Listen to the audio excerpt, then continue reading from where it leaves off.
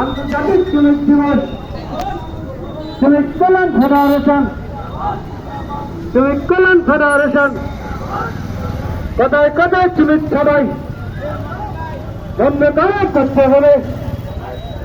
কথায় কথায় শ্রমিক সবাই বন্ধ করা করতে হবে।